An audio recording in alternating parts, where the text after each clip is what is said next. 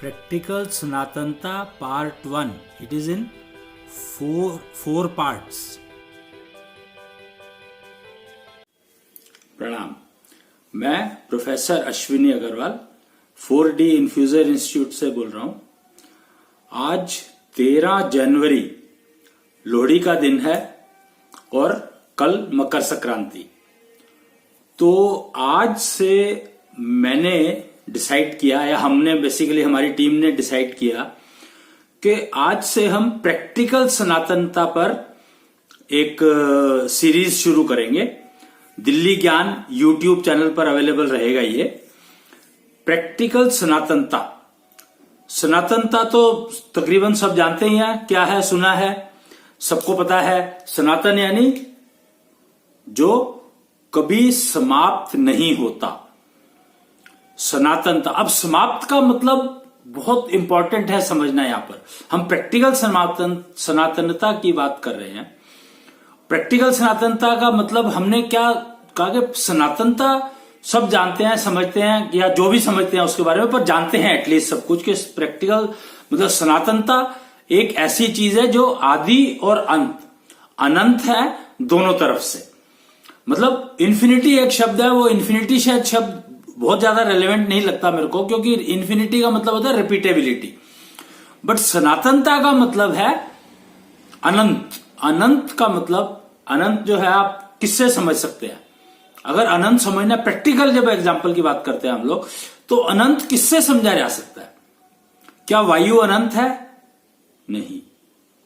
क्या अग्नि अनंत है? नहीं। तो क्या पृथ्वी अनंत है? पृथ्वी तो बहुत ज्यादा लिमिटेड है, तो आप जानते ही हैं। पृथ्वी एक एंटिटी है एक सोलर सिस्टम में, और सोलर सिस्टम में फिर नक्षत्र जुड़ जाते हैं तो एक गैलेक्सी बनती है। फिर गैलेक्सी के बाद यूनिवर्स, बहुत सारी गैलेक्सीज मिलकर के यूनिवर्स बनाती है।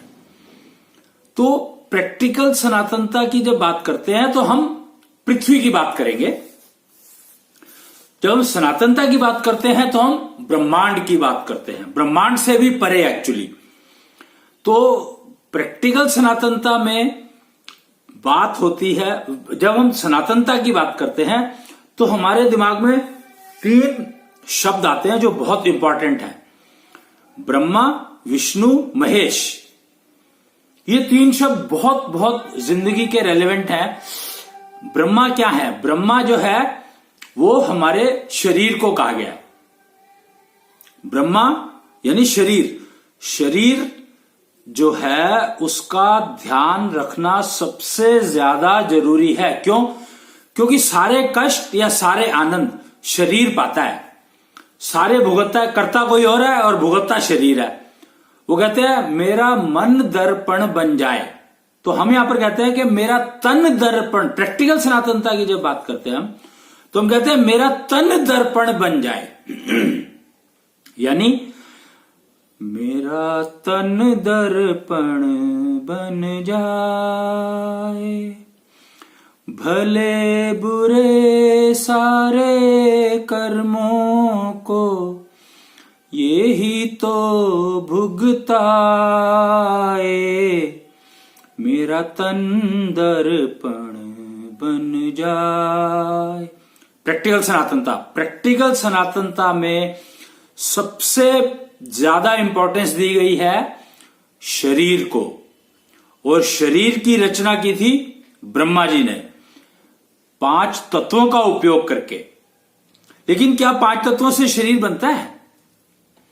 हां, एक्चुअली जीवित शरीर 5 तत्वों का बना होता है, मृत शरीर नहीं। अब हम प्रैक्टिकल की बात कर रहे हैं, 5 तत्वों की बात कर रहे हैं। तो प्रैक्टिकल सनातनता में 5 तत्व का मतलब है 5 तरह के शरीर हैं मेरे। जीवित प्राणी में 5 तरह के शरीर होते हैं। मृत प्राणी में उनमें से 1 शरीर या 2 शरीर गायब हो जाते हैं, कम हो जाते हैं।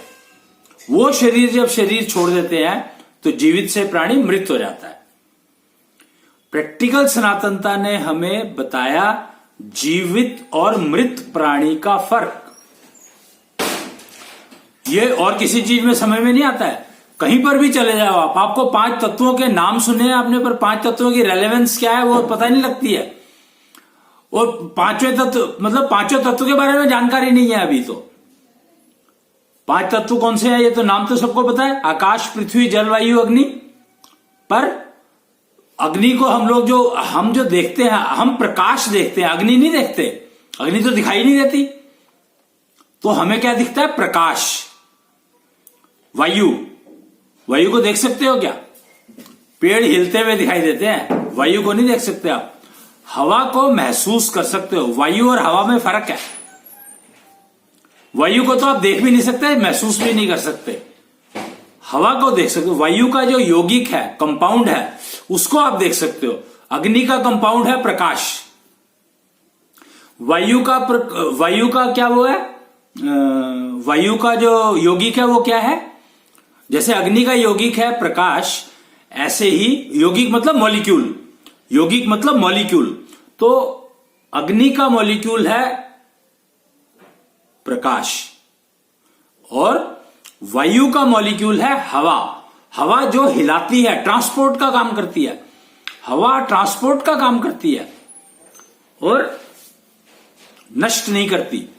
हवा जो है ट्रांसपोर्ट का काम करती है, आप उसको उपयोग कर सकते हैं। और हवा में ऊर्जा होती है। वायु तो तत्व है, हवा में ऊर्जा होती है। अग्नि में ऊर्जा होती है तो प्रकाश बनता है। अग्नि में जब ऊर्जा जुड़ती है तो प्रकाश बनता है। और फिर आकाश क्या है? आकाश का तो कुछ पता ही नहीं है आकाश क्या है।